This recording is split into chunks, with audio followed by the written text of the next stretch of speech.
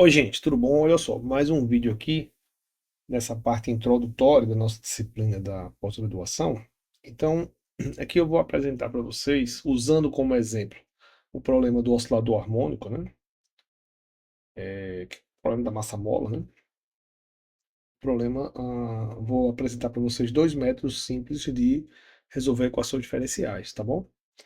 E explicar a diferença entre eles, né? Então, aqui eu tenho o problema físico de interesse, que é um oscilador harmônico, né? Uma massa mola, tá?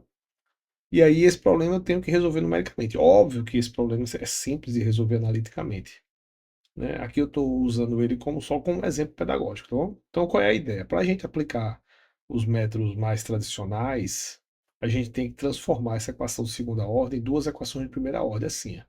Eu faço dx dt igual a v, aí essa derivada segunda de x aqui vira dv dt. Então, ao invés de você resolver uma equação de segunda ordem, você resolve duas equações de primeira ordem, tá bom?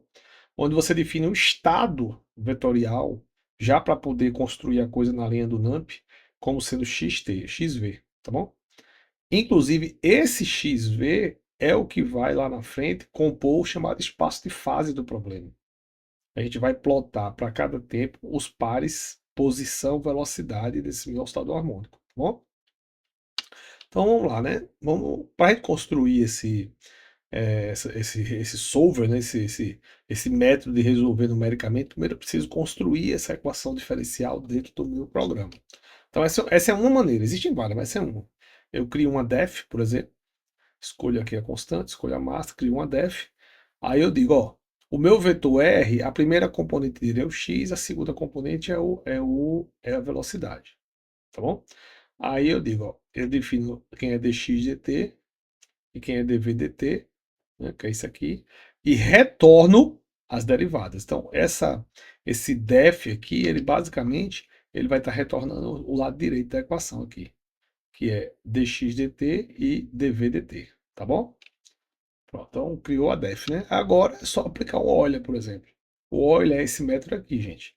Você pega a função que você quer calcular no futuro é igual à função no presente mais essa função f, essa def f vezes dt, tá bom? Então esse é um método de Euler, que é um método bem básico, né? Então aqui eu montei um blocozinho em NumPy, só para vocês verem, né? Aqui tem um dt, aqui tem um tempo máximo, aqui eu crio quantos passos eu vou precisar integrar, então eu pego que eu divido o t máximo por dt e converto para inteiro. Então isso é quantas vezes eu vou precisar repetir, né? E aqui eu crio um vetor NumPy, que é a condição inicial. Ou seja, eu boto x igual a 1 e v igual a 0. Ou seja, você pegou o oscilador, puxa ele para dar a posição e abandona ele, tá bom? E aí o x, essa lista aqui, eu vou criar ela vazia para a gente ir compondo ela à medida que vai integrando.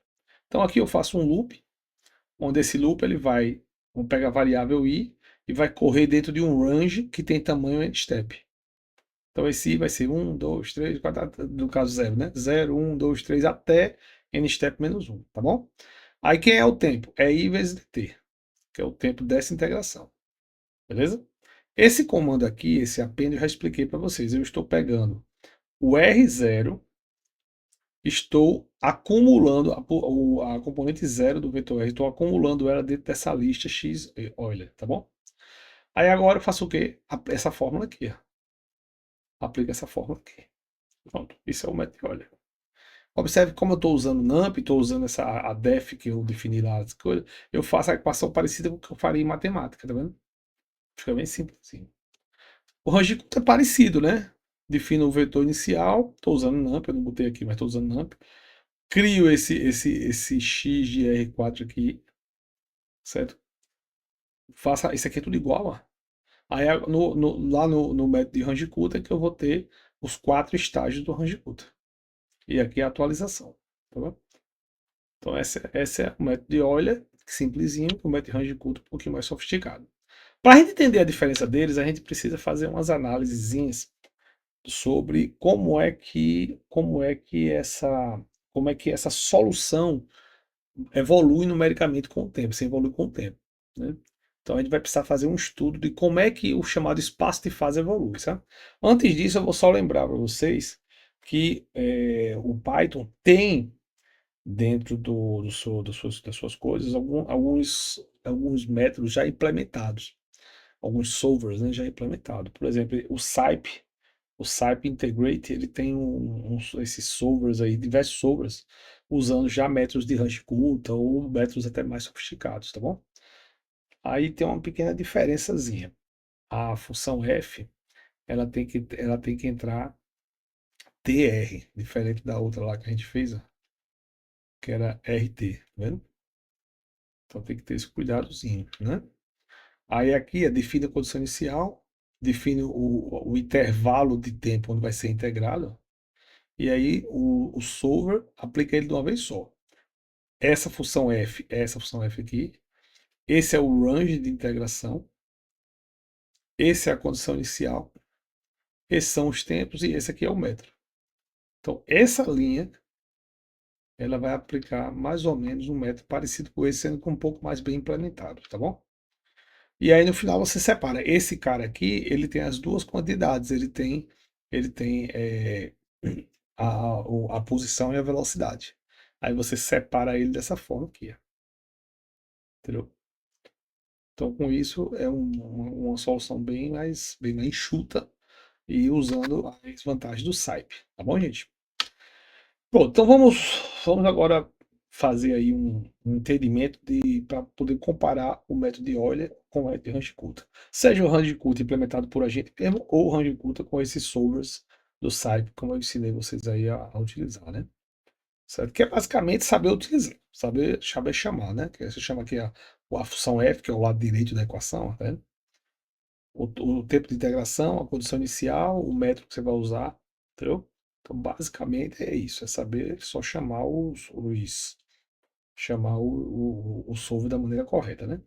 Então, vamos entender como é que a gente pode aferir se esses métodos são bons, seja o Euler, seja o Range-Coulter implementado por a gente, ou seja um desses solvers aí.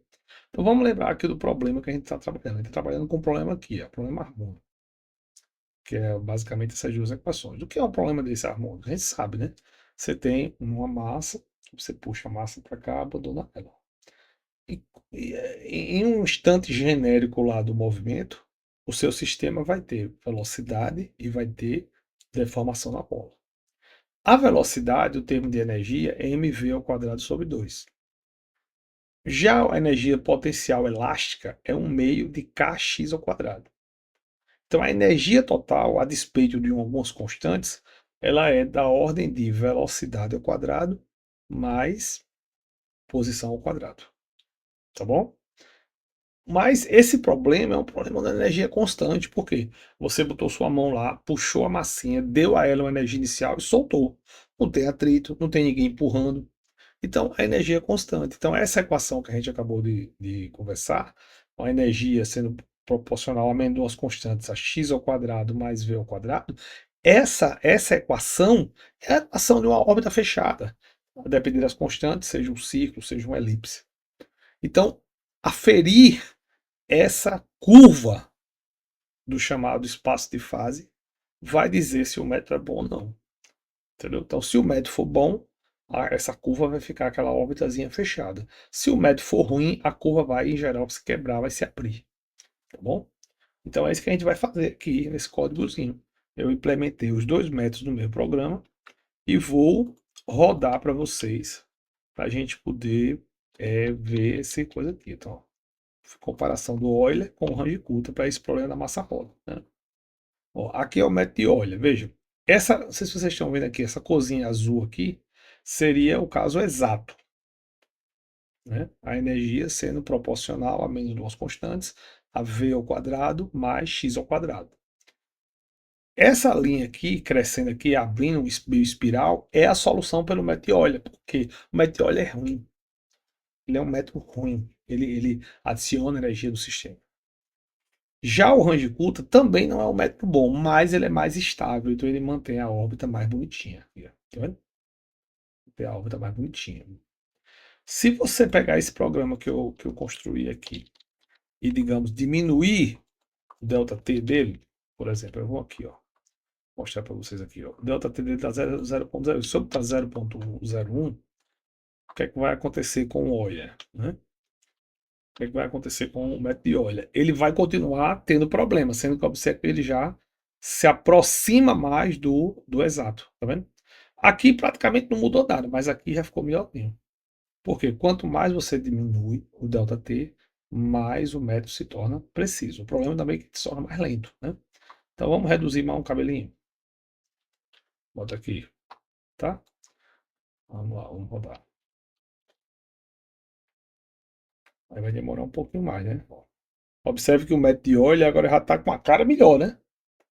Tá mais próximo ali do metro exato, né? Entendeu? Então é isso, gente. Então essa é o teste que a gente quer dizer, um dos, né? Não é o teste definitivo, não, mas é um dos testes que a gente pode fazer para aferir se o metro é um metro que que mantenha o espaço de fase bem conservado, né? Olha, o Range-Kutta também não mantém não, viu? Sendo que o Range-Kutta ele é mais preciso, então você consegue integrar por mais tempo, viu?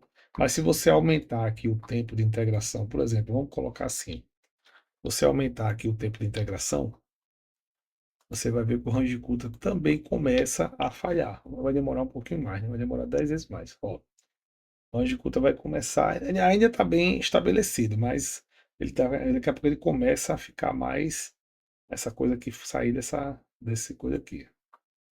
Talvez, como esse problema é muito simples, o Range-Kutta aguente bem, né? Deixa eu botar aqui para você ver, para ver se a gente já vê.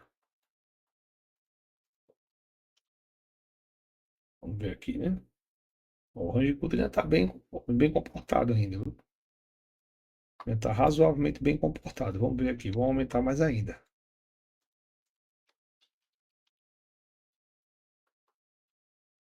Está engrossando, mas ainda está bem comportado ainda.